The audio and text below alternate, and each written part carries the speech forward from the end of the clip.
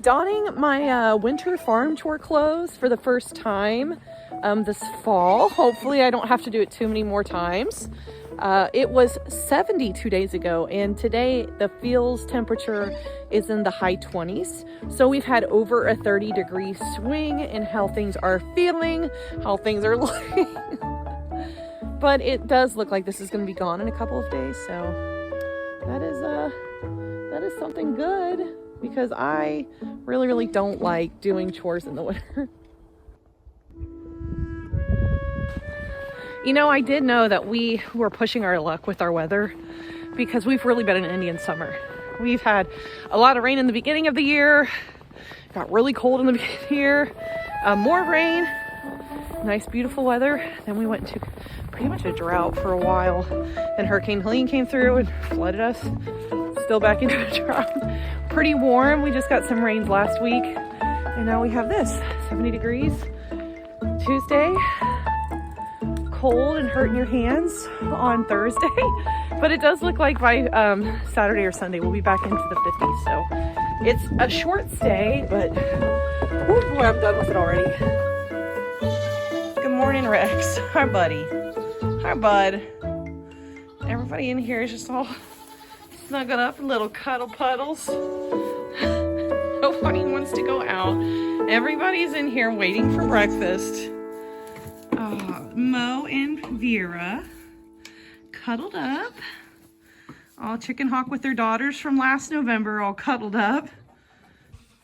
Really, on days like this, that's probably the only acceptable way to enjoy the first snowfall, is all cuddled up warm with people you love. I plan to go do that myself once I'm done taking care of these little stinkers. Your food's already out there. You just weren't out there when I was. You do ooze. You do oozy doos. Oh, buddies. Okay, guys, Dexter is not having a good day at all. And for anybody that doesn't know, Dexter is our Livestock Guardian dog. Dexter is an Anatolian Shepherd that we welcomed to our farm almost 2 years ago. It'll be 2 years in August, but he was born in May of that year. So he's almost 2 years old. And we've just noticed, like, he's just really hyper. We don't plan to breed him. So today I had to take him to the vet to get neutered. And we all know he was not happy about that. Not to mention his whole life has been outdoors with the goats, able to get in and to be with his boys. And he really, guys, he really loves his boys. He was scared of the car. He was scared of the vet's office. He's been in both. He knows how to walk on a leash and a collar. Rex was not so apt on any of those skill sets, so he needs a lot more work. But Rex is not as high strung as Dexter is. So therefore, Dexter, if we ever bred, would not be the one that we would use to stud puppies. And I don't even know if that's ever going to be in our future, but if I had to pick just a common disposition for a Livestock Guardian dog, like, I really prefer Rex's disposition. He doesn't bark incessantly, and I know that that can be kind of linked to maybe not being confident in oneself. And Dexter, I feel like, is pretty confident, and he's been trained, and he's doing his job, so we never tell him to, like, stop. But it does make it at night where we're like, is something really out there? He is my child that I believe calls wolf all the time. If Rex barks, I know I have an issue. If Dexter barks, I just think there's a squirrel. So he went to go ahead and have a neuter done on him. But while he's gone, I'm going to actually utilize this time to allow my Junior Bucks out, because actually we have Tater, Gravitational Pull, we have Stiff Sniff or Stifler, and then we have Take It Easy, who I call Talkie. These are our 3 Junior Bucks this year, and while Tater is very used to the dog, I don't know if these other 2 have had dogs in with them. Actually, I do know Talkie did not have a dog in with him. He's actually from my sister-in-law's house, so that's why they're kind of in their own little sit-off pen. Not to mention my bucks, especially this buck, has been trying to SA my the younger bucks.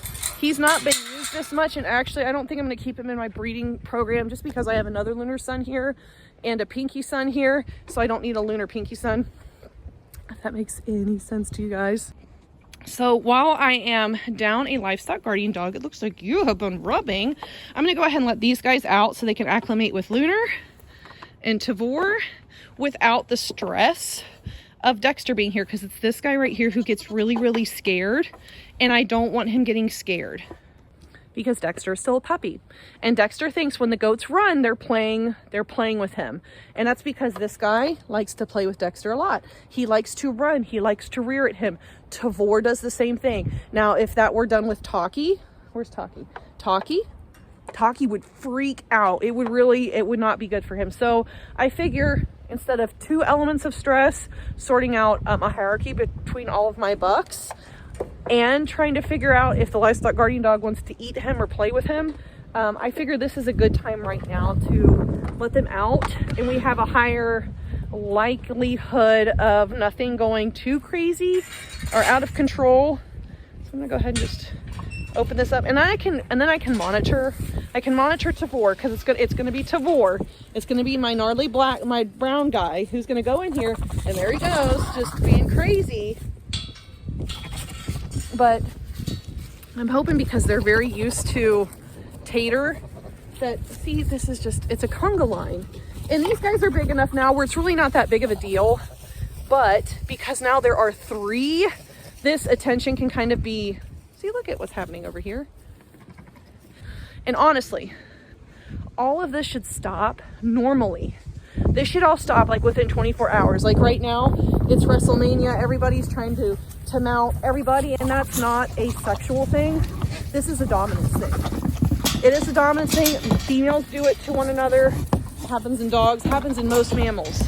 This is a sign of dominance. And guys, they've all lived together with just a fence, this separating them 4 months now, for like 2 months. Talkie's been here for just over a month.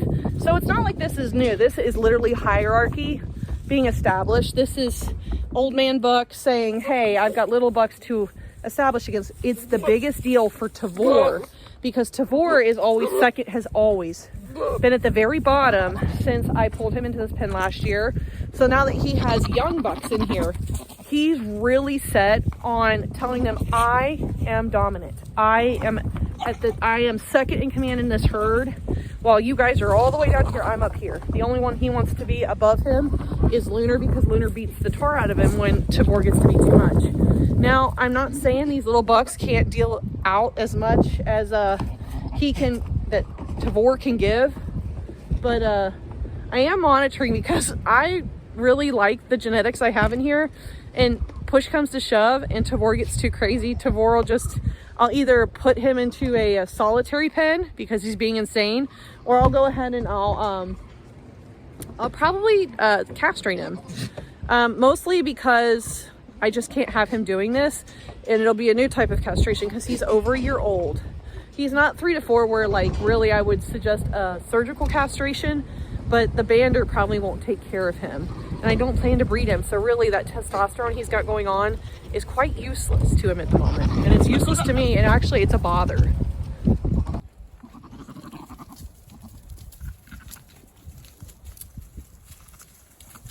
And those guys have been penned together for a while now, so gosh, it feels like I'm in a rated R movie at the moment. Goodness.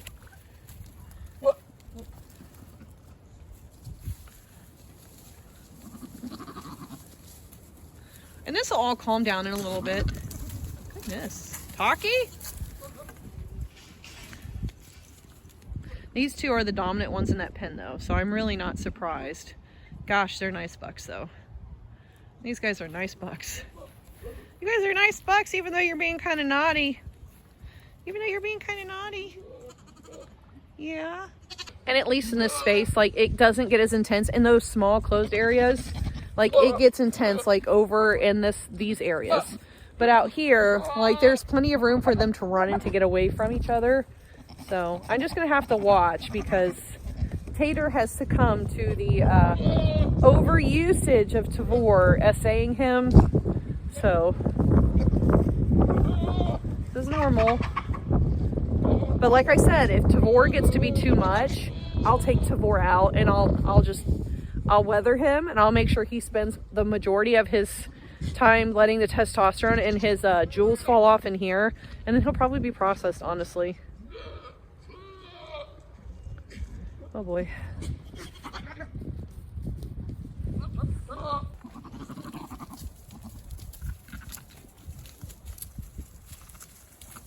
And those guys have been penned together for a while now, so gosh, it feels like I'm in a rated R movie at the moment. Goodness.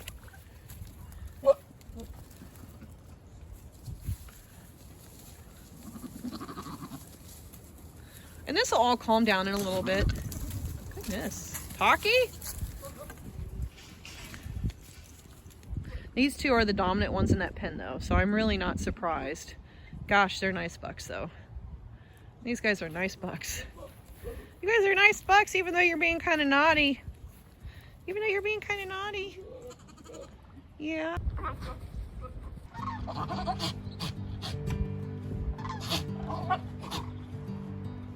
It's time to go pick up Dexter. I actually went to go pick him up yesterday and I got to the vet's office and they said, no, you can't have him today. It sounds like when they went in to do the neuter that he had a couple more bleeds than they would have liked. They said they tied him off, but when I went to pick him up yesterday, it looked like he had fresh bleeding from his scrotum. So they're like, can you just leave him here overnight? And that was totally fine with me. He's gonna have an antibiotic and a coagulant, and he really cannot run or jump or roughhouse for like 5 days. And for Dexter, that's gonna be really challenging. So I'm gonna go get him, but I'm gonna actually put him in the kidding side of the barn so that I can keep him in a smaller space. There are still goats in there. They're not his boys, but I'm hoping that this will still be better than him being at the vet's office and being upset. So I'm gonna go ahead and go pick him up and see how he looks and bring him home and get him all set up. So let's go get Dexter. I don't know if they give me back Dexter or they give me back an electric lamp. He's got such a shade on. He is so scared. We've worked a lot with him when it comes to, you know, being on the leash and on a collar, and he responds really well to that. But he's just never really loved being indoors, and he's never really loved cars. So this has been a complete nightmare for him. But I got him in, and I'm sure he'll be happy to get back to his boys. Even though he can't go in with the boys right away, he'll be in the kidding side, but he'll still have goats, and it'll be home. He's home. How you doing, buddy? You scared of your little light thing? He keeps getting stuck, Mom. He's getting stuck. Poor fella. You hear Rex? It's your brother. You okay? You not sure? So you can tell looks like he's lost a lot of weight just because they don't feed them while they're there. So he's looking a little skinnier than I would like him to look. We're gonna fill that belly up. That's what we're in the process of doing. So he's got his food. And I'm sure he's very, very hungry and very tired and stressed. The reason that they don't feed animals at the vet when they're there for like an overnight stay and a surgical stay at that is because food in the digestive tract can cause issues. And they really want their digestive tract to be as clear as possible when they put them under for surgical procedures like a neuter. And then they didn't feed him again yesterday because they thought they might have to surgically go in and correct things this morning. They didn't really have to. So he is hungry. And these guys, so he left Wednesday afternoon. I have tiny bit of food. But he got fed good that morning. So like really, here we are Friday, right after like 1:30. And he hasn't had a really good meal since Wednesday morning. So he is very hungry. But he did really good coming in, and he's getting situated back there. So he's in here to keep him nice and calm, to keep him around familiar smells. His brother's on the other side of the door. Not very happy that he's there, which makes sense. Like they both have their own territories now and their own herds that they take care of. So, but I'm really happy to have him home. I'm gonna get him fed. I've got him a nice warm straw bed area for him to move around, but not get crazy in, because we want to keep him calm since he had a little bit of extra bleeding. So like I said, the vet said 5 days. So here we are Friday. So Friday to Saturday, Sunday, Monday, Tuesday, Wednesday. Wednesday around lunchtime, he can come out. I'm sure He will be so excited. But this is also advantageous for our bucks. They're all settling in really, really well. They're getting really comfortable with their surroundings. And I think a couple days I might take him and put him in what was the junior buck pen inside the buck pen, so he can kind of see his boys and not get too upset. But it's a small enough area too where he can't really run and do a whole lot of craziness. And they don't really get that far away from that area right now because it's cold, and that's where most of their food and water's at. So I just feel like that will be an advantageous thing to do for him a couple of days during the day. Tomorrow it's going to get up in the 40s. Sundays it's going to be up in the 50s. So I figure that might be 2 good days to do it. And we'll go from there. But we have to keep him calm and as still as we can to make sure that he heals up properly, because he does not want to go back to the vet anytime soon. Dexter's not liking this whole confinement thing. The day is here. My lampshade gets to leave the barn, and I'm super excited for him. He's going to be excited. I don't know how the bucks are going to feel. They had about a week to kind of get their hierarchy settled, which actually was quite advantageous for my younger bucks, so I cannot be upset about that. But I know he is just so ready to get back in with his boys.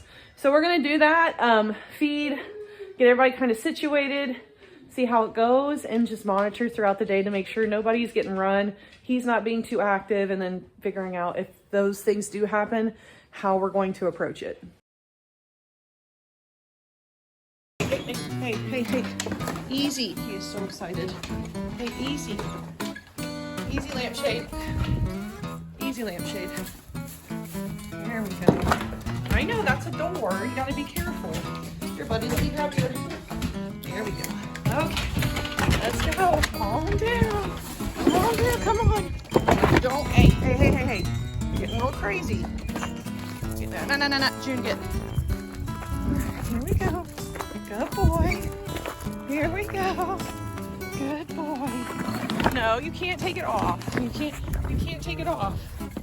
No, you can't take it off, brother. He's trying to scratch it off. You guys can tell, like, he's been biting, he's been chewing it, and it has to stay on for another week. All right, look, there's your boys. Your boys are over here. Hey, no. That's Rex. Come on. You are so bad. Hey. Stop it. Okay. Chill out. Look what you just did.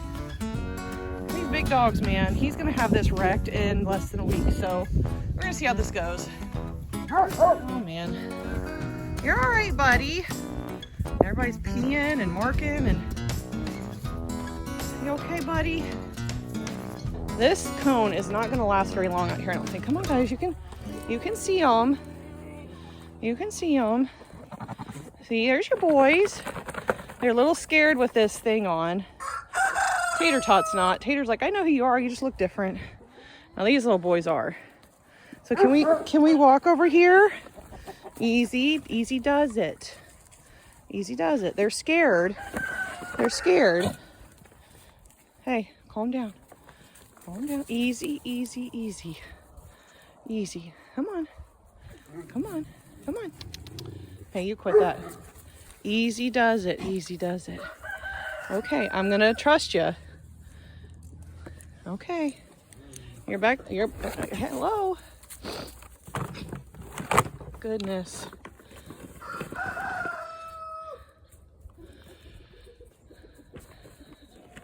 He's happy, but he is really going to try to break that to get it off.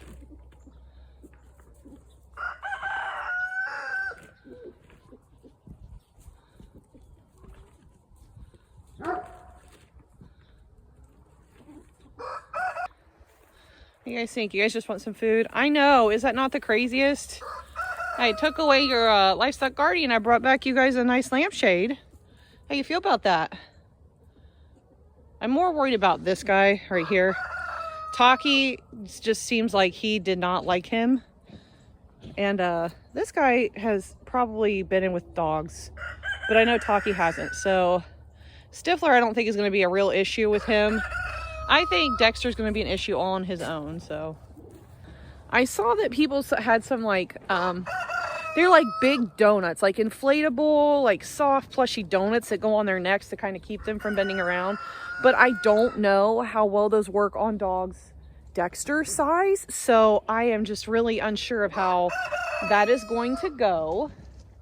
But I'm going to just wait because I think that he is going to destroy, like absolutely destroy the cone that he has on. Like he just did it just walking by the too close to the chicken coop.